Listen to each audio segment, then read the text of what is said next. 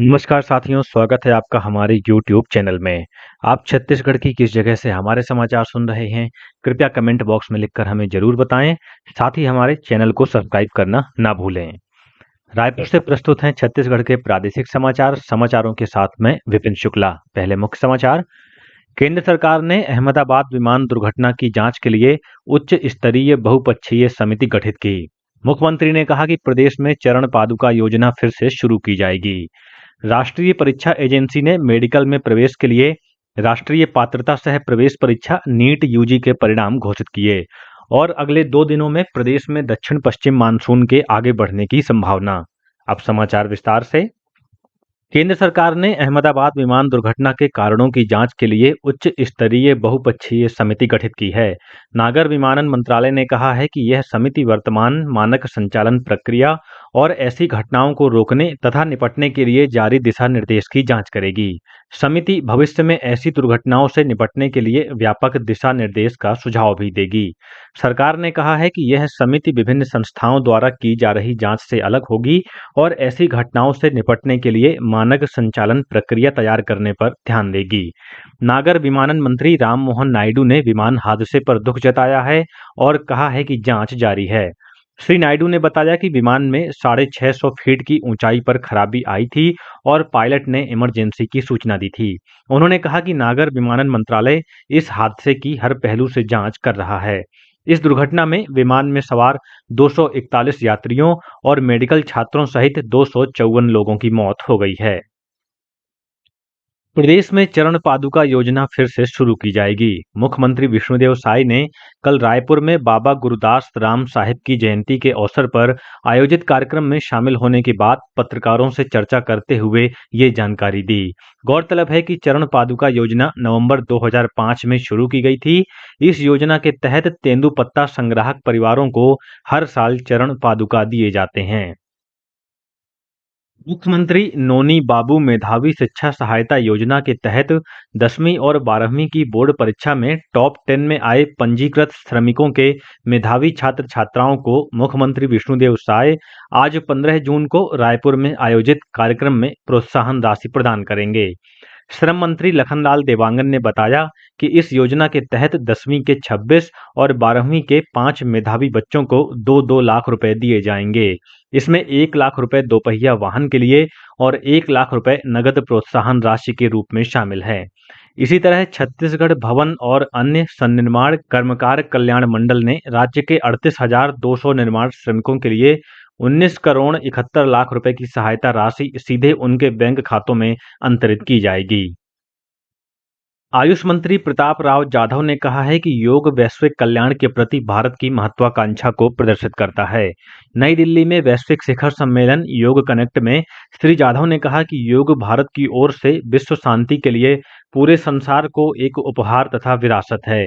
उन्होंने कहा कि योग सिर्फ बीमारियों से बचाव ही नहीं करता, बल्कि रोजगार के नए अवसर भी प्रदान करता है। योग डायबिटीज के प्रावधान, हृदय स्वास्थ्य में सुधार और यहाँ तक कि कैंसर रोगियों और बुजुर्गों को उनकी बीमारी से बेहतर तरीके से निपटने में मददगार है। योग सिर्फ आध्यात्मिक और ध्यान का ही अभ्यास नहीं है, बल्कि ये स्वास्थ्य क्षेत्र में रोजगार के अपार अवसर भी प्रदान करता है। इस अवसर पर संस्कृति और पर्यटन मंत्री गजेंद्र सिंह शेखावत ने कहा कि योग धर्म, लिंग और भाषा की सीमाओं से परे है। स्कूलों और शिक्षकों का युक्ति युक्तकरण करने से अब प्रदेश में कोई भी स्कूल शिक्षक विहीन नहीं रह गया है। वहीं युक्ति युक्तकरण से राज्य की एकल शिक्षकीय शालाओं की संख्या में 80% की कमी आई है। गौरतलब है कि युक्ति युक्तकरण से पहले प्रदेश में 453 स्कूल शिक्षक विहीन और 5,936 स्कूलों में एक एक शिक्षक ही पदस्थ थे। इस विसंगति को दूर करने के लिए राज्य सरकार ने जिला, संभाग और राज्य स्तर पर 3 चरणों में शिक्षकों की काउंसलिंग की प्रक्रिया शुरू की। इसके परिणाम स्वरूप आज प्रदेश का कोई भी स्कूल शिक्षक विहीन नहीं है। राष्ट्रीय परीक्षण एजेंसी ने मेडिकल में प्रवेश के लिए राष्ट्रीय पात्रता सह प्रवेश परीक्षा नीट यूजी के परिणाम घोषित कर दिए हैं। इस परीक्षा में राजस्थान के महेश कुमार ने पहला स्थान प्राप्त किया है। वहीं मध्य प्रदेश के उत्कर्ष अवधिया दूसरे और महाराष्ट्र के कृषांग जोशी तीसरे स्थान पर रहे। स्कोर कार्ड परीक्षा की आधिकारिक वेबसाइट पर उपलब्ध है। उम्मीदवार अपने स्कोर कार्ड डाउनलोड कर सकते हैं और आधिकारिक वेबसाइट के माध्यम से मेरिट सूची देख सकते हैं।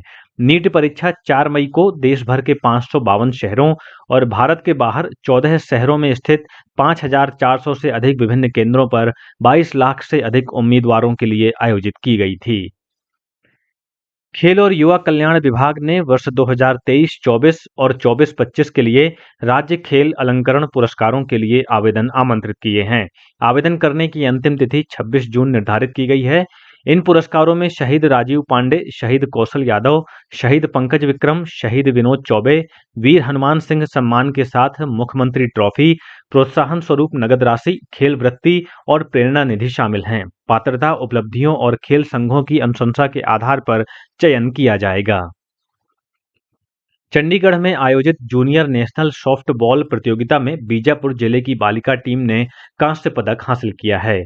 छत्तीसगढ़ की सॉफ्टबॉल टीम में बीजापुर जिले से 6 खिलाड़ियों का चयन हुआ था। इनमें अनुराधा कोवासी, अस्मिता मरपल्ली, ज्योति ओयाम, रिंकी हेमला, लक्ष्मी बघेल और पूजा कोरसा शामिल हैं। पदक जीतने वाली इन सभी खिलाड़ियों का बीजापुर कलेक्टर ने पदक पहनाकर स्वागत किया। रायपुर के टिकरापारा थाना क्षेत्र के धर्मनगर स्थित किराए के मकान में रह रहे एक बांग्लादेशी दंपत्ति को पुलिस ने गिरफ्तार किया है। आरोपियों के पास से मोबाइल फोन, फर्जी पासपोर्ट, मार्कशीट, आधार कार्ड सहित अन्य दस्तावेज जब्त किए गए हैं। पुलिस ने बताया कि ये आरोपी बीते 16 वर्षों से रायपुर में अवैधानिक रूप से निवासरत थे।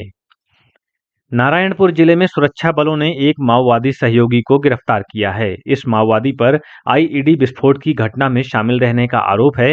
ये माओवादी बीते 3 वर्षों से कुतुल एरिया कमेटी में करकाबेड़ा सीएनएम कमांडर के रूप में सक्रिय था। कांकेर जिले के परतापुर थाना क्षेत्र में एक दंपत्ति ने अपने 3 बच्चों के साथ जहर खाकर आत्महत्या करने की कोशिश की। जहर खाने से तीनों बच्चों की मौत हो गई है। वहीं पति पत्नी को पखानजूर के अस्पताल में भर्ती कराया गया है। पुलिस मामले की जांच में जुट गई है। जहर खाने के कारणों का पता अभी नहीं चल पाया है। और अब पेश है मौसम का हाल। अगले 2 दिनों में प्रदेश में दक्षिण पश्चिम मानसून के आगे बढ़ने की संभावना है। मौसम विभाग के मुताबिक अगले 24 घंटों के दौरान प्रदेश के कुछ स्थानों पर हल्की से मध्यम वर्षा होने अथवा गरज चमक के साथ छींटे पड़ने के आसार हैं। वहीं 1-2 स्थानों पर आकाशीय बिजली गिरने और अंधड़ चलने की चेतावनी भी दी गई है। इसके प्रभाव से दक्षिण छत्तीसगढ़ में तापमान में गिरावट दर्ज की जा सकती है। और अब कुछ अन्य समाचार संक्षेप में। राज्य शासन ने अनुशासनहीनता के मामले में सारंगढ़ बिलाईगढ़ के प्रभारी जिला शिक्षा अधिकारी एलपी पटेल को तत्काल प्रभाव से निलंबित कर दिया है। दुर्ग जिले के मोहन नगर थाना क्षेत्र में ई रिक्शा की टक्कर से घर के बाहर खेल रहे 2 साल के एक बच्चे की मौत हो गई और जिला रोजगार और स्वरोजगार मार्गदर्शन केंद्र और जिला कौशल विकास प्राधिकरण रायपुर द्वारा कल 16 जून को सुबह 10:30 बजे से दोपहर 3 बजे तक जोरा स्थित लाइवलीहुड कॉलेज में प्लेसमेंट कैंप का आयोजन किया जाएगा। इसी के साथ रायपुर से प्रसारित छत्तीसगढ़ के प्रादेशिक समाचारों का ये बुलेटिन समाप्त हुआ। नमस्कार।